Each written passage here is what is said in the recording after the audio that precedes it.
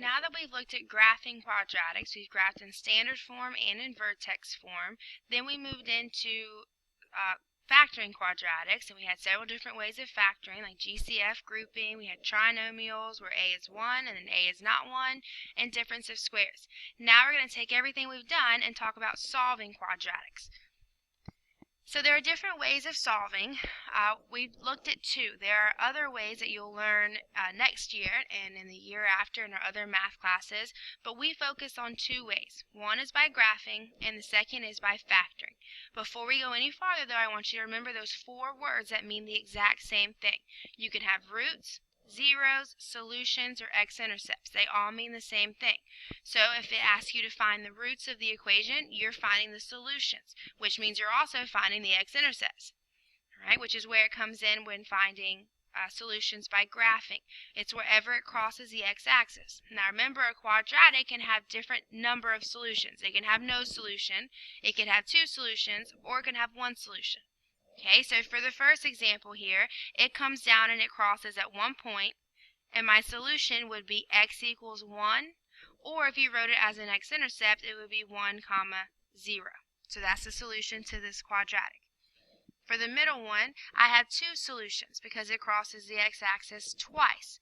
And so again, you could write it as x equals -2, you could write it as x equals 1, or we could write them as x-intercepts, -2, 0, and then +1, 0. And then for the third one, it never crosses the x-axis because its minimum point is above the x-axis. So that means that this one has no solution. And remember, our symbol for no solution is the 0 with a line through it. Now there's another way of writing these solutions other than just saying x equals or writing them as an ordered pair. Right, so we call it a set. So we have these little brackets around it. So then whenever we have a bracket, we would just say a 1 and then close the bracket if I just have the one solution. So I just put the 1 in there. For the two solutions, generally you go in numerical order, but not always. So I would say -2, 1, and then close my set. And then for the no solution, because I don't have a solution, it's just going to be empty brackets, nothing inside them. So this is just a third way that you'll see more so in multiple choice tests, like your final exam, not as much in our class. And here we'll usually write them as x equals or as an ordered pair because it's an x-intercept. So that was solving by graphing. We also looked at solving by factoring. So I've got three examples here. For the first one, we're just going to factor it. It's a plain Jane trinomial, so I want to multiply to -8, but add to -2. But remember, when we multiply to a negative, I have to have one negative and one positive.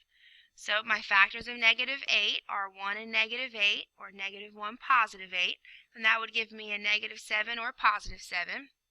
Then I have 2 and -4, or -2 and +4, which would give me a -2 and a +2. So I want the 2 and -4. So I'm going to say x plus 2 times x minus 4, and that equals 0. So that's my factored form. And remember, to solve, we go one step farther, because in order for these two factors to multiply to get 0, at least one of them has to be 0. So I have two options. The x plus 2 can be 0, or the x minus 4 can be 0, and then that would make it a true statement. So if x plus 2 equals 0, I'm going to subtract 2 from both sides and get x equals -2. And then on this side, I'm going to add 4 to both sides, and we'll get x equals 4. So then my answers is x equals 2 and x equals 4. Or we could write them as an ordered pair and say -2, 0, and 4, 0. For the second one, it's another quadratic, but now I've got a greater than 1, which means I'm going to have to do bottoms up or reverse box. Now, before we can even factor, before we can solve, it's got to be set equal to 0. So I have to move this 4 over before I do anything. So I have 6x squared plus 5x minus 4 equals 0. Now I can factor. So I'm going to do bottoms up. So if I multiply, move my c or a to make it part of my c, we have x squared plus 5x minus 24 equals 0. I want to find numbers that multiply to -24 but add to 5. So this time I'm multiplying to a negative, so I still got to have a positive and a negative. So I've got 1 and 24, or sorry, negative 1 and 24, and 1 and negative 24, which will give me 23 and negative 23. We have 2 and negative 12, or negative 2, positive 12, which gives me negative 10, positive 10. We have 3 and negative 8, or negative 3, positive 8, and that would give me negative 5, positive 5, so there's my winner. All right, so I've got x minus 3 times x plus 8. All right, now I've got to take that c back out, so I'm going to divide both of these by 6. Sorry, take that a back out, so I'm going to divide both of these by 6. 3 over 6 simplifies to 1/2. 8 over 6 simplifies to 4/3. And then I have to do bottoms up. So I end up with 2x minus 1 and 3x plus 4. Same thing applies. I'm going to set both of these equal to 0 to solve. So I have 2x minus 1 equals 0.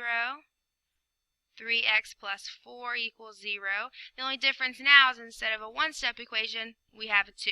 So I'm going to add the 1 over. So we get 2x equals 1. Divide by 2.